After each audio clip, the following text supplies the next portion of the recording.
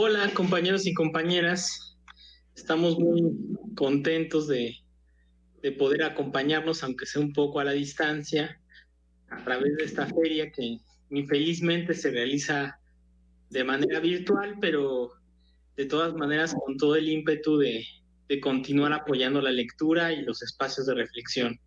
El día de hoy estamos en la mesa de la disputa del futuro y bueno, pues me gustaría como moderador y también abusando de la palabra, pues plantear algunas coordenadas generales desde las cuales podemos discutir.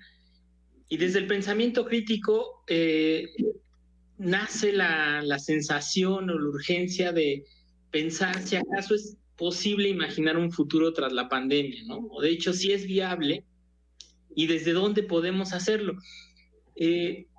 Muchos pensadores y pensadoras nos hemos dado a la tarea de anunciar las desigualdades de las sociedades capitalistas expresadas de manera muy trágica y muy radical, pues en el acceso diferenciado a la salud, ¿no? Sobre todo en este contexto, pero además era algo que ya antecedía a nuestras sociedades, es decir, nos estamos encontrando con algo que ya acontecía, ¿no? ¿Quién o quiénes vamos a pagar la crisis? Y también en preguntarnos de qué manera vamos a gestionar las esperanzas, las certezas, las desesperaciones de la misma, ¿no? Hay una cuestión que yo quisiera plantearles a ustedes, que es si en este contexto las sociedades capitalistas se fortalecieron o se debilitaron, ¿no? Es evidente que hay una crisis de acumulación y de rentabilidad del capital y de la tasa de ganancia. Por otro, hay nuevos descontentos y nuevas protestas, como decía Gramsci, lo único que podemos prever es la lucha, pero también hay nuevas formas de explotación y dominación, ¿no?, que se extienden. Yo quería plantearles tres dimensiones en torno a las cuales ustedes podrán participar en principio en esta ronda en un tiempo de 7 o 8 minutos. En primer lugar, a partir de la certeza de que hay una reestructuración en curso de nuestras sociedades, ¿no?, en el campo de la producción y también de la reproducción social, es decir, en las dinámicas de explotación, de dominación y alienación, hay también nuevos sentimientos de subversión, de protesta. Hay, por cierto, por la presencia aquí de Roberto Leger, nuevos vínculos pedagógicos que hay que impugnar y que hay que replantear. Hay también, por la presencia de Márgara, pues nuevas protestas y movimientos sociales, y hay también una profunda pugna por lo político, por la presencia aquí de Miguel Urbán, ¿no? Entonces, hay desde luego un conjunto de debates y de reconfiguraciones. La segunda pista que yo quería plantearles es que esta pandemia constituye una ruptura en el campo de la conciencia y de la sensibilidad de nuestras sociedades, ¿no? Yo les preguntaría en ese caso, ¿qué pasa con eso, no? O sea, ¿qué pasa con los efectos de esta crisis que pueden, por un lado, dinamitar y hacer explotar algunos campos de la conciencia y de las sensibilidades de nuestras sociedades, y por otro lado reforzar ciertos paradigmas? Yo les platico una cosa muy anecdótica. Hace unos días tomaba un jugo en la cuadra y había un cierto sesgo de racismo hacia alguien que vendía jugos y que era de ascendencia oriental, ¿no? Es decir, hay una tendencia y una posibilidad a que eso prolifere y ciertos nacionalismos muy masivos, y ahí Miguel Urbán nos podrá contar pues de la ultraderecha en Europa, y Roberto Leger pues de lo propio en el caso de Brasil, ¿no? La tercera pista que yo quería colocar sobre la mesa es o tiene que ver con justamente tratar de proyectar nuestras apuestas políticas, ¿no? En tres términos, ¿no? En términos de conformación ideológica, estratégica y organizativa. Pues yo planteo esas líneas, les comento así muy rápidamente y seguramente de manera equivocada, que nos acompañan con nosotros hoy Roberto Leger, que es ex rector de la Universidad Federal de Río de Janeiro, es un investigador y una referencia de la pedagogía crítica contemporánea. Fue también presidente de la Asociación Sindical de Docentes de esta universidad. También fue parte del Consejo Universitario de Filosofía y Ciencias y Humanidades. Y bueno, pues fue también acreedor a la medalla Pedro Ernesto como homenaje a su larga trayectoria, tanto académica como política. Es también impulsador del proyecto del PSOL. Está también con nosotros Márgara Millán, que es socióloga y antropóloga de la Facultad de Ciencias Políticas y Sociales de la UNAM. Ella es profesora del posgrado en estudios latinoamericanos y es autora de muchas publicaciones que esta generación creció leyendo, entre ellos pues Descentrando la Nación, el zapatismo de las mujeres indígenas y sus consecuencias. Y bueno, desde enero de 2011 coordina el proyecto de investigación Modernidades Alternativas y Nuevo Sentido Común, anclajes prefigurativos de una modernidad no capitalista. Está con nosotros también Miguel Urbán. Él es activista y político español. Sus padres fueron militantes de la Liga Comunista Revolucionaria. Como sabemos, esta organización sufrió tortura y también persecución por parte del régimen. Y bueno, Miguel estudió historia en la Universidad Complutense, también fue activista estudiantil, coordinador de la Izquierda Europea en la Comisión de Derechos Humanos y la Comisión de Desarrollo, ahora como eurodiputado. Ha trabajado en diferentes ONGs. Miguel también hace parte, fue fundador y es hoy dirigente de Anticapitalistas, que hasta hace unos meses formaba parte de Podemos.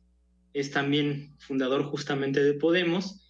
Y les platico brevemente de mí. Yo soy Samuel González, participé durante muchos años en el movimiento estudiantil de la Ciudad de México y también he participado de diversas experiencias de cultura comunitaria. Entonces, le dejo la palabra a Roberto para que introduzca esta charla.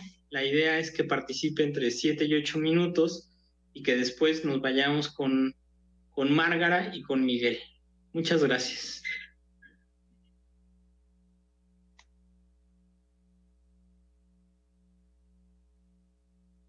De estar con ustedes, también con Márgara, con Miguel y con todos ustedes. Y nosotros tenemos que hacer una pregunta. ¿Es posible hacer pensable el futuro?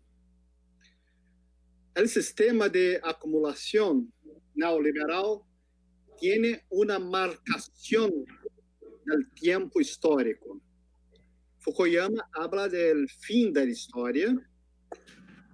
Thatcher habla de China, no hay alternativa. Y la ideología neoliberal construyó la imagen hegemónica del tiempo cerrado a la historia. En contexto de la pandemia, la ideología de la nueva normalidad trivializa el estado de excepción de que habla Walter Benjamin y expande la barbarie del ultraneoliberalismo, abriendo caminos al neofascismo, como en el caso de Brasil. Hay ideas capaces de impulsar una voluntad nacional, popular, internacionalista hoy para hacer cambios en tiempo histórico. Yanis Varoufakis habla en una reflexión, hace una reflexión sobre las alternativas al capitalismo contemporáneo, en que durante décadas nosotros hemos oscilado entre un malo socialismo de cuartel, de cariz stalinista, y lo agotado socialdemócrata, inviable en contexto del neoliberalismo y de la globalización financiera hoy.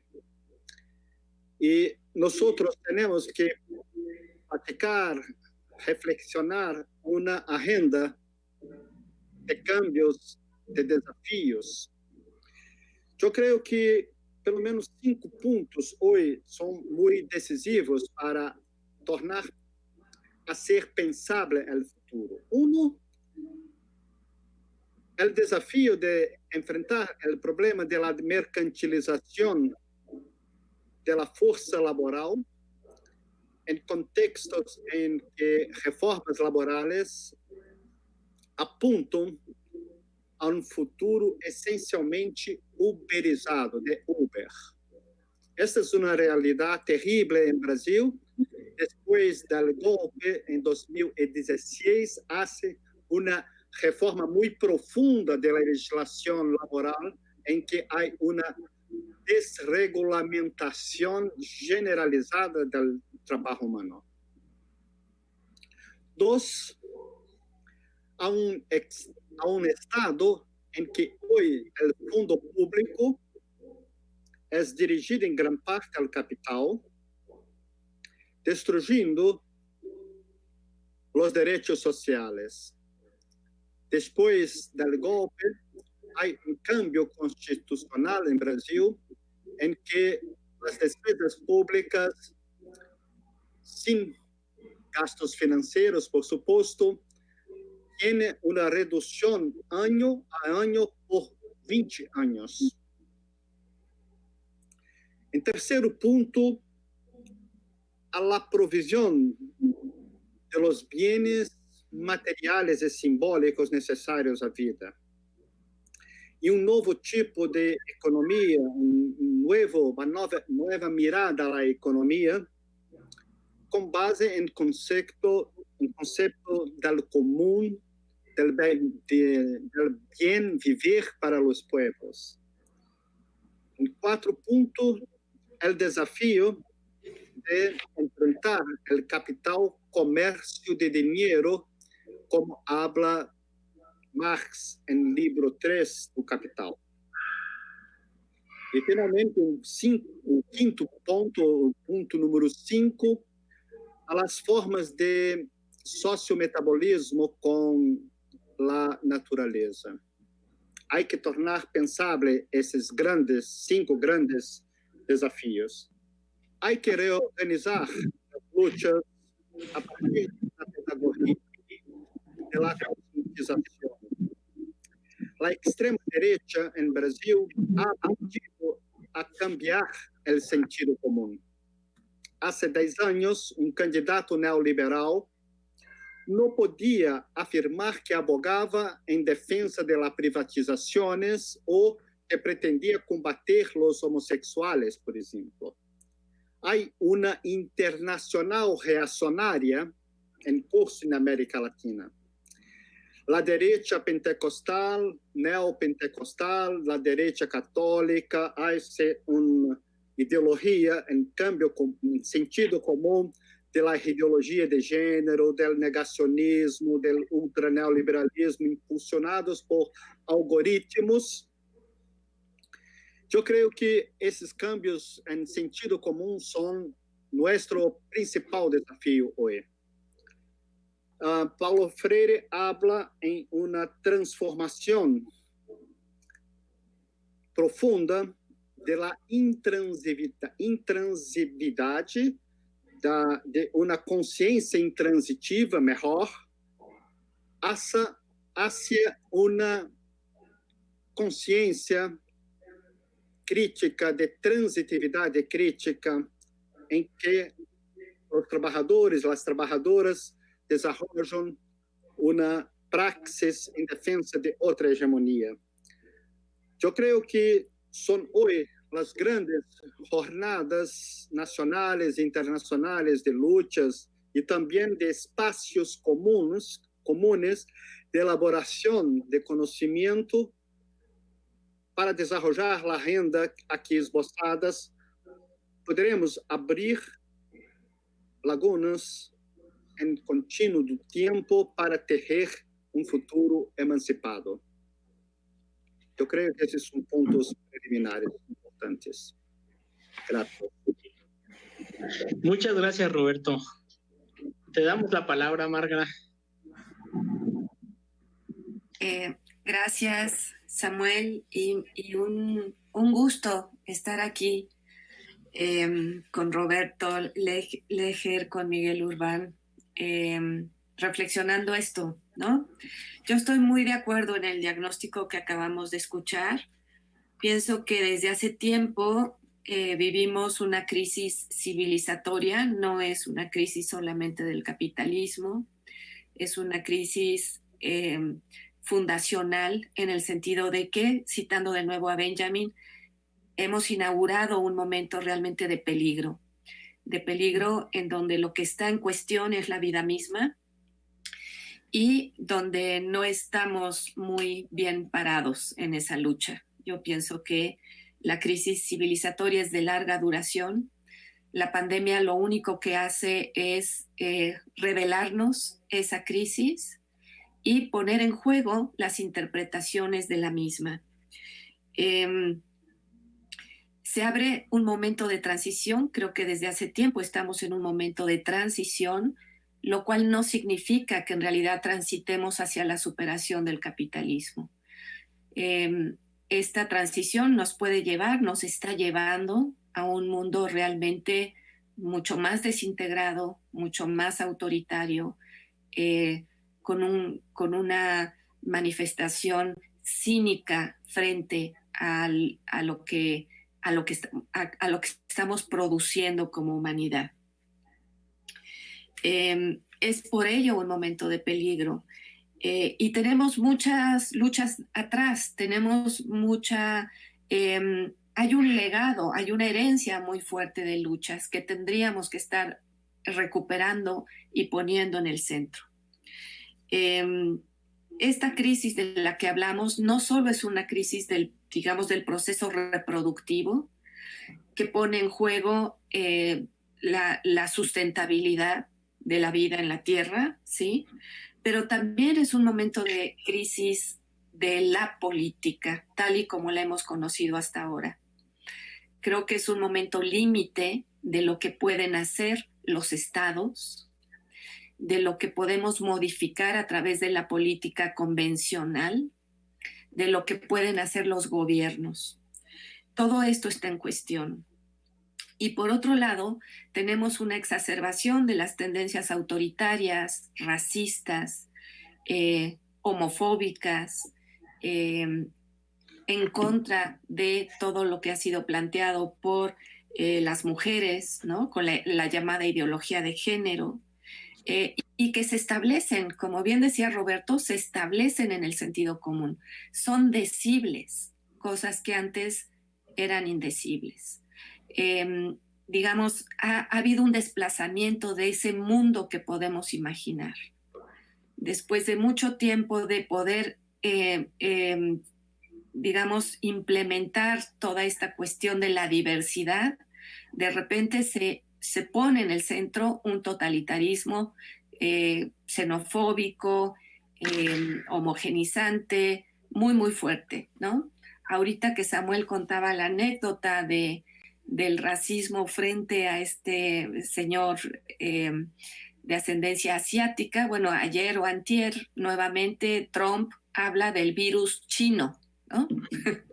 Entonces todo esto se exacerba, se fomenta desde los lugares de poder Y esto sí es muy, muy preocupante. Ahora, por otro lado, la pandemia también puso en el centro del sentido común, visibilizó todas las relaciones de poder y todas las relaciones de violencia en las cuales vivimos. O sea, la pandemia ha tensado todas estas relaciones y también tenemos que reconocer que está en el centro de esta disputa por el futuro el hablar y comprender qué es el capitalismo, el hablar y comprender sobre qué es el patriarcado, el hablar y comprender qué es el racismo y de una manera importante desde América Latina, qué es la colonialidad. Creo que el momento presente, si lo registramos a partir de los movimientos sociales que resisten a este impulso, digamos, de un capitalismo que va más allá de sí mismo porque destruye sus propias bases de sustento, ¿sí? Un capitalismo desbocado, lo que Bolívar Echeverría llamaría, por ejemplo, un capitalismo totalmente dejado hacia su etos realista, que vive en el presente, que no le importa absolutamente nada la destrucción de su propio mundo, ¿sí?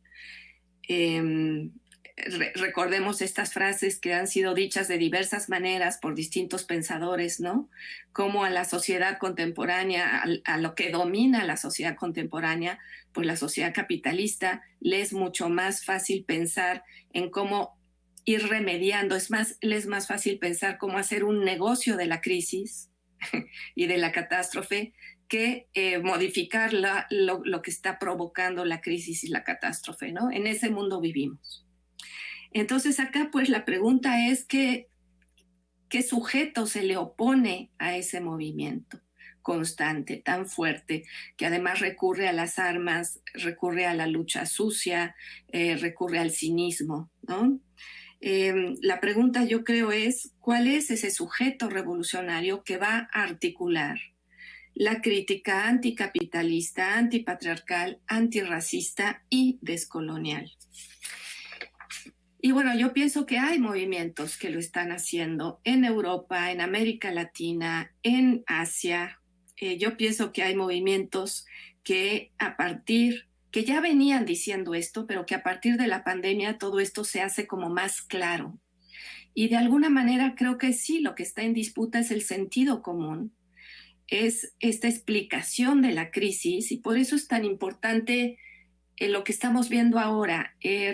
Roberto habló de los algoritmos y toda esta disputa sobre las fake news, y realmente estamos viviendo en una crisis por el modo de habitar, o estamos en una conspiración, o simplemente el virus no es cierto y tenemos que salir a las calles. O sea, vivimos en un mundo mucho más complejo porque no sabemos dónde está la verdad, porque la verdad se construye a cada rato, ¿sí? Con pedazos, ¿no? Con retazos de discursos. Entonces, ¿cómo orientarnos en un mundo así? Por otro lado, yo creo que nuestras orientaciones hoy, yo las veo al menos en un poderoso movimiento de mujeres global, que ha pasado a ser antisistémico, que ha excedido, digamos, los límites del discurso liberal feminista para plantearse realmente una modificación del sistema, incluso a pesar de su propio riesgo. Es decir, es un movimiento que pone el cuerpo y es un movimiento que está, digamos, que ha elegido poner en juego todo. Lo vemos en muchos lados, y ahí también vemos una praxis y una teorización que hay que tomar en cuenta. Y el otro lugar donde veo un sujeto poderoso, resistente, es en nuestros pueblos originarios, en América Latina, pero también en otros lados, en los pueblos que hacen del territorio, que territorializan una autonomía, una autodeterminación, un decir no a todos estos discursos y a todas estas prácticas. La resistencia territorial hoy en América Latina es uno de los movimientos más importantes y que utiliza variadas estrategias, tanto legales como nuevamente poner el cuerpo. Entonces, ¿dónde es donde el pensamiento crítico tiene que actuar o qué podemos hacer quienes nos adherimos al activismo político, quienes pensamos que la teoría crítica no es solo teoría, ¿no? Sino que tiene que estar encarnada y tiene que estar ahí en las calles? Pues yo creo que nuestra batalla es efectivamente por y para el sentido común. Cómo develar y cómo reconstruir una posibilidad de verdad en un mundo totalmente desorientado y fragmentario. En un mundo donde los poderosos no solo son los que tienen el capital, sino los que tienen los medios de comunicación, las redes sociales. Digamos, ahí hay un lugar de disputa muy, muy importante. Y yo creo que aquí dejaría esta primera intervención, Samuel, para escuchar a Miguel. Muchas gracias. Te pasamos la palabra, Miguel, ya con unas coordenadas puestas.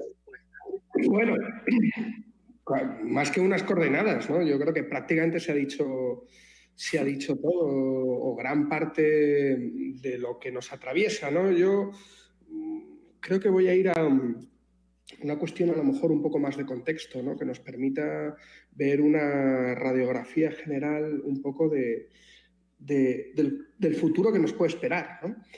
Que al final es sobre lo que estábamos hablando. Yo creo que lo que hay es una incertidumbre muy grande. Y yo creo que sobre la incertidumbre es muy difícil construir proyectos políticos, ¿no? Yo creo que es honrado también reconocer que en este momento tenemos más preguntas que certezas, ¿no? de lo que puede venir y sobre todo de cómo podemos construir eso que para mí, Márgara decía que para mí es fundamental, ¿no? Cómo construir ese sujeto emancipador, ese sujeto revolucionario, ¿no? Lo primero, soy un maleducado, lo primero era dar las gracias por la invitación, no solo a la feria, sino gracias también de poder compartir esta mesa con vosotros, con Samuel, con Márgara, con Roberto. Es un placer estar y yo soy también un enamorado de la Ciudad de México. Esperemos que lo podamos hacer en persona y desvirtualizarnos, ¿no? en este sentido. Pero yo creo que hay un elemento con el que empezaba la charla que me parece fundamental y es la incertidumbre, la falta, sobre todo, o en cierta medida, y de hecho, en este caso, las encuestas son muy indicativas. Por primera vez en Europa aparecen las encuestas el miedo al futuro.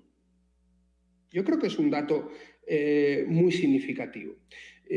Yo creo que estamos en una situación internacional de crisis sistémica. Yo creo que ambos oradores que me han precedido lo remarcaban.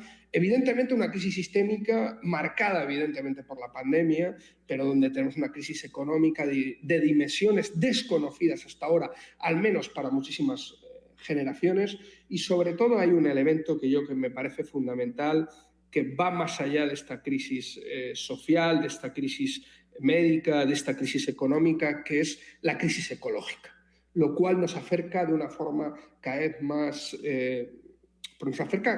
al colapso civilizatorio, ¿no? Yo creo que Márgara lo decía, ¿no? O sea, citaba a Benjamin, ¿no? Justamente de ese momento de emergencia y de urgencia en el que nos encontramos, ¿no? En donde lo que se está cuestionando es la propia vida. Y de ahí gran parte del miedo al futuro, en donde la pandemia que estamos viviendo puede ser un ensayo de lo que viene. Y yo creo que eso es, sobre eso construir un proyecto político es complejo, porque al final nos lleva a una reflexión que hacía un buen amigo, Jorge Rietzmann, ¿no? Pensador ecosocialista, ¿no? Que hablaba de cómo fracasar mejor, ¿no? O sea, cómo el colapso ya estaba y cómo podíamos gestionar desde las fuerzas emancipatorias ese colapso, ¿no? Y yo creo que eso es uno de los grandes retos que tenemos ahora mismo, ¿no? Porque evidentemente la pandemia no ha generado la crisis en la que nos encontramos, pero sí la ha acelerado. Y yo creo que esto es importante. La ha acelerado de forma vertiginosa y seguramente vendrán cambios históricos profundizados por la emergencia de nuevas posiciones y de nuevos actores políticos, ¿no? De hecho, hay una gran batalla por el futuro de la economía planetaria y tiene un elemento con muchas reacciones a escala del poder global, ¿no? Pero si vamos no solo en lo macroeconómico, vemos que hay un elemento que yo creo que cada vez es más común, que es la creciente desigualdad, ¿no? Cómo ya no tenemos el sur solo en el sur, sino que encontramos muchos sures también en el norte. Cómo vemos que y también encontramos nortes en el sur, ¿no? Yo creo que también eso es importante señalarlo, pero cómo esa pandemia social de la desigualdad ha ido creciendo y sobre todo ha generado una oligarquización de la política, de la economía, en un auténtico secuestro de la democracia, ¿no? Y yo creo que esto es uno de los elementos más significativos también del momento político en el que nos encontramos, ¿no? Un secuestro de la democracia, una desigualdad que podemos mirar no solo en términos económicos, sino incluso en años de vida. En una ciudad como Madrid, por ejemplo.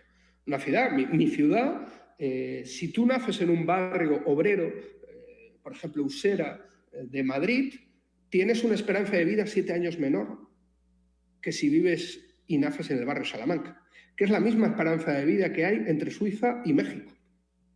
Digo, para que más o menos veamos. De hecho, Oxfam sacaba un informe muy interesante sobre crisis climática, ayer mismo Oxfam Francia, en donde daba un dato también demoledor sobre la desigualdad, y es como el 1% de la población, el 1% más rico de la población contamina tanto como el 50% más pobre de la misma. Yo creo que esto es un dato fundamental que nos determina a entender la crisis entre la que nos encontramos, ¿no? Una desigualdad social, una desigualdad vital, una desigualdad ecológica, y yo creo que esta crisis, en cierta medida, podemos decir que ha desnudado al emperador, ¿no? O sea, que ha desnudado las vergüenzas de un capitalismo incapaz de asegurar la vida, que ha revelado dramáticamente la fragilidad y la inconsistencia de los postulados básicos neoliberales y, en cierta medida, que ha trastocado la división internacional del trabajo articulada en torno a las cadenas transnacionales de creación de valor. Estas cadenas se han roto. Estas cadenas, en cierta medida, su ruptura ha propiciado también una brusca interrupción de las cadenas también, no solo de producción, sino también de suministro. Era especialmente salvaje ver desde Europa cómo Europa no tenía la capacidad de producir mascarillas o de producir respiradores en medio de la primera ola, ¿no? Lo cual nos habla y desnudaba las limitaciones del propio sistema capitalista en el primer mundo, ¿no? Y yo creo que es un elemento central. Cómo las políticas que han devastado los servicios públicos en Europa eran incapaces de poder atender las necesidades más básicas. Eso ha desnudado al capitalismo, yo creo que de una forma salvaje, ¿no? Pero, y sobre todo ha desmontado la supuesta superioridad del mercado frente a lo público. Porque era la política, era la retórica que había justificado tradicionalmente las políticas de ajuste presupuestario, de mercantilización, de privatización de los servicios públicos. Y hemos visto que ante una crisis de estas características, solo lo público, solo lo común es capaz de enfrentarlo, es capaz de preservar la vida, es capaz de preservar los bienes comunes y no el mercado y no el capitalismo, ¿no? Yo creo que esto sí ha quedado patente. Y es verdad que eso genera también un escenario diferente y un escenario nuevo sobre el que la izquierda transformadora debe de construir un relato y debe de armarse sobre esa experiencia que miles y miles de personas están teniendo a nivel planetario en sus propias carnes en la gestión de esta crisis sanitaria. Yo creo que esto es un elemento fundamental para poner en la mesa y para pensar ese futuro, ¿no? De hecho, también es fundamental conectar la aparición y la extensión de enfermedades y de pandemias con el coronavirus y otras enfermedades como el resultado de unas dinámicas a escala global cuyo único objetivo ha sido hacer el máximo crecimiento económico, provocando una persistente alteración de los hábitats naturales y una profunda degradación de los ecosistemas. No podríamos entender tampoco esta pandemia sin esa crisis ecológica de la que hablamos antes. Pero yo creo que no se puede interpretar lo anterior como que emerge un escenario postcapitalista, sobre todo si no hacemos nada, porque su debilidad no significa nuestra fortaleza. De hecho, yo creo que estamos en una manifiesta debilidad a la izquierda. Salvo algunos elementos que planteaba, yo creo que Márgara muy interesantemente, el tema del movimiento feminista. No se ha mencionado otro movimiento que es fundamental, Black Lives Matter y el movimiento antirracista, en cierta medida también decolonial, ¿no? Que se planteaba, que ha saltado, y cómo es verdad, y yo creo que Roberto lo planteaba, y yo creo que la experiencia de Brasil es especialmente sangrante con la creación de esa internacional reaccionaria de la que Bolsonaro, Trump, Le Pen, Salvini está allí, pero y cómo esa internacional reaccionaria tiene vínculos y organizaciones internacionales de la que la izquierda parece haber claudicado, ¿no? Claudicado en un internacionalismo militante.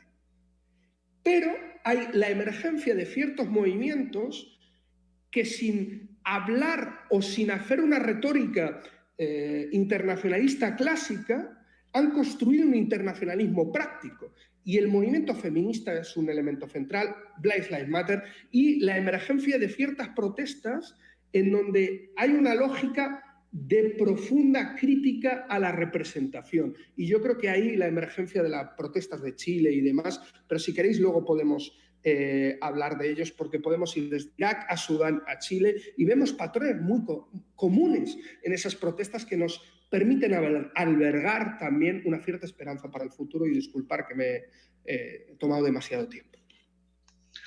Muchas gracias, Miguel. Miren, yo tengo una preocupación muy grande, ¿no? Porque creo que estamos llegando a conclusiones que son muy certeras y que, sin embargo, son incapaces de comunicarse. ¿Cómo podemos comunicar ese proyecto? ¿Cómo desde ahí podemos construir una contrahegemonía, ¿no? Es la pregunta que les planteo. Y en orden de aparición, Roberto, 3 minutos. Hay que construir espacios políticos, organizativos de la clase trabajadora, de los trabajadores informales, de la juventud, de los negros en las favelas, también de las luchas de las mujeres, con cambios epistemológicos. Hay que desarrollar cambios metodológicos en la pedagogía de cambio del sentido común en América Latina. Yo creo que tenemos puntos hoy muy relevantes del racismo estructural, de la misoginia, de odio a las derivaciones sexuales, y también, sobre todo en Brasil, de la caracterización de los pobres como personas que tienen una naturaleza distinta abajo, que es una base del darwinismo social. Son las luchas que pueden cambiar la formación de la conciencia. Y este es el punto central, hacer luchas organizadas con grandes coaliciones internacionalistas. Yo creo que estos son los puntos centrales hoy. Yo creo que no es nuestra tarea comunicar, sino potenciar lo que las luchas ya están haciendo. Es decir, yo creo que la gente común, como muy bien lo decía además ahorita Roberto y Miguel, pues son los que más saben de esto, son los que más viven las contradicciones, son ellos los que saben y lo que hay que hacer y que resisten. Lo que tenemos que hacer es potenciar esas luchas y dirigirlas hacia un mundo posible, porque es cierto que hay maneras de gestionar la crisis en la que ya estamos. No la vamos a poder evitar, el colapso está acá. Entonces, ¿cómo nos organizamos a una escala menor, que pueda ser autosustentable los territorios? Tenemos que organizarnos desde las territorialidades. Y solo así enlazar con un internacionalismo que plantee lo mismo, ¿no? Que plantee una escala. Ahorita, a mí me interesa mucho lo que decía Miguel ahorita, en el sentido de que la pandemia lo que ha develado, me gusta la metáfora de desnudar al emperador, y ha develado el sueño de la ilustración en el sentido del progreso, del mercado masivo, de la producción para el mundo. Todo eso se tiene que caer.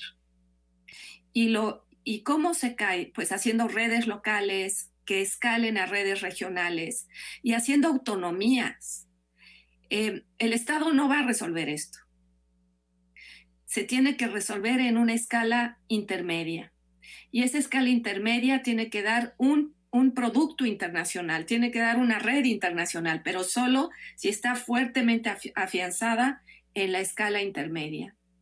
¿Qué hacer? Apoyar las luchas, potenciar sus contenidos, que realmente sea un modelo otro de desarrollo, poner en crisis la economía y sus sustentos y sus índices y hablar de otra economía. La economía feminista está ahí, está hablando de otra manera. Tenemos que potenciar eso y articular discursos que hoy están dispersos, luchas que hoy están dispersas, articularlas. Muchas gracias, Márgara. Miguel, te dejamos la palabra.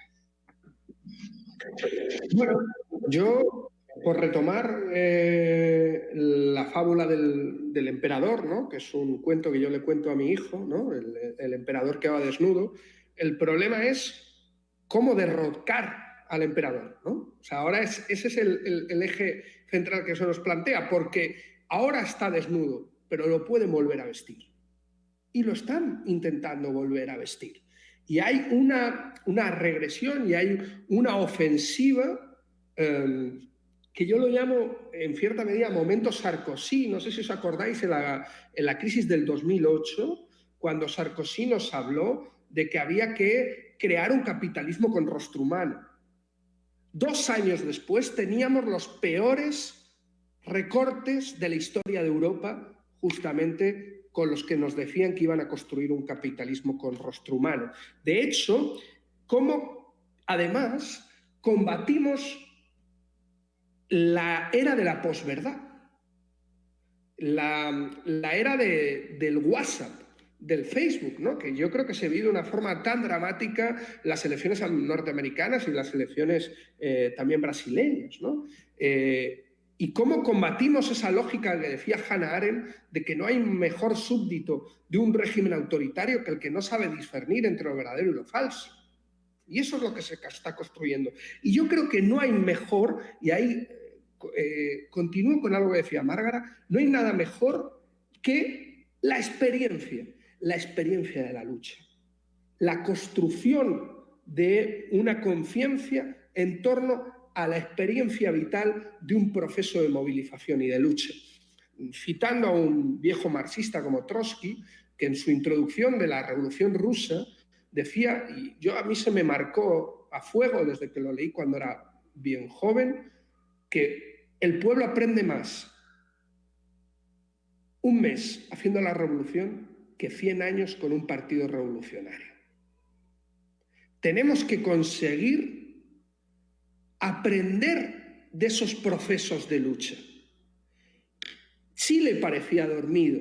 ¿Y qué decían? Chile despertó. ¿Por qué? Porque hubo un proceso de implicación de masas en donde ninguna organización política estuvo implicada, todo lo contrario, estuvieron muchas veces alejadas, y eso es la tónica que estamos cada vez viendo más.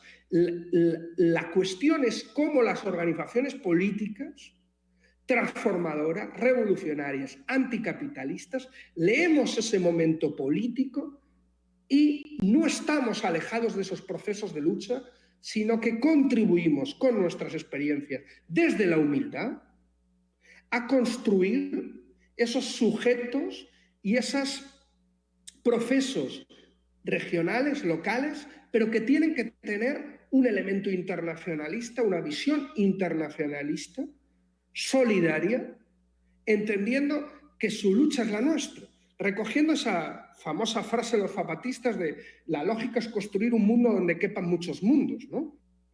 Construyamos un movimiento donde quepan muchos movimientos, muchas subjetividades, muchos procesos, pero que al final seamos capaces de enfrentar y de derrotar al monstruo del capital, ¿no? Que sería el elemento central.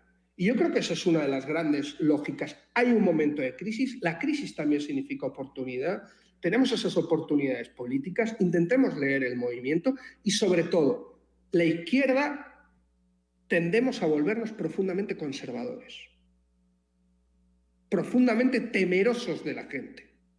No tengamos miedo de la gente, no tengamos miedo de los procesos de desborde y de autoorganización popular que son el elemento central para derrotar a la reacción y a esa internacional reacción que viene. Apoyémoslos. Muchas gracias, Miguel. Oigan, pues agradezco profundamente pues, las ideas que se han compartido aquí. También, y como les compartí, pues parten del anhelo de rearmar una izquierda crítica. Eso nunca va a existir, ¿no? Siempre estamos persiguiendo la historia por detrás, diría Daniel Ben Said, siempre la historia nos está mordiendo la nuca. Pero bueno, creo que es muy, muy sano, ¿no? Y como moderador me tocó hacer ese papel feo de poder insertar ciertas coordenadas de las cuales hablar. Y creo que es muy sano poder intentar colocar un lenguaje común entre nosotros y nosotras, ¿no?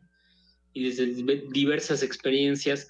No podemos hoy, por ejemplo, negar las experiencias de gobiernos progresistas o de izquierda que hicimos en América Latina, ¿no?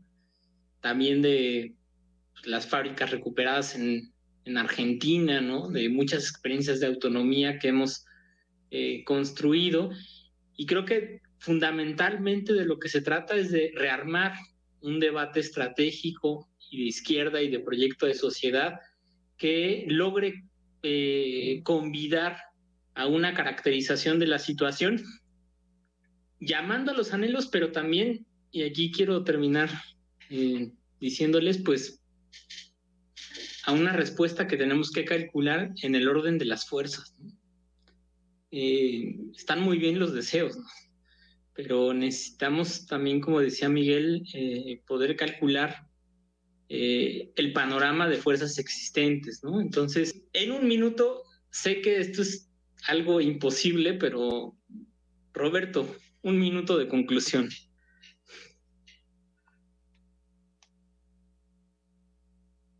Tienes tu micrófono apagado. La derecha en 15 años cambió el sentido común en América del Sur.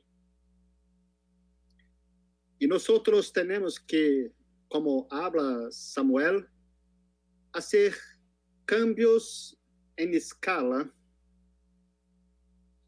con las luchas, con la pedagogía de las luchas. El tema del racismo cambió con las luchas en Estados Unidos, en Brasil, en México, en España. Cambió. Yo creo que hoy es esto, la experiencia de las luchas, de las coordenadoras, pero para esto es preciso ter disposición de transformaciones profundas en la sociedad. Hay que mirar el futuro, pero hay que construir ideas que apasionen los jóvenes, las luchas en defensa de un otro futuro. Muchas gracias. Una muy buena feria del libro, que es muy linda. Espero que pronto estemos juntos presencialmente. Un abrazo muy grande. Gracias, Roberto. Márgara. Yo pienso que conspirar a gran escala empieza en la propia casa, empieza en nuestras relaciones sociales. Pienso que la revolución política no nos va a llevar a buen puerto. La revolución social sí que lo hará. Pienso que hay que escuchar a la gente que está en las calles, a la gente que resiste, a la gente que se organiza.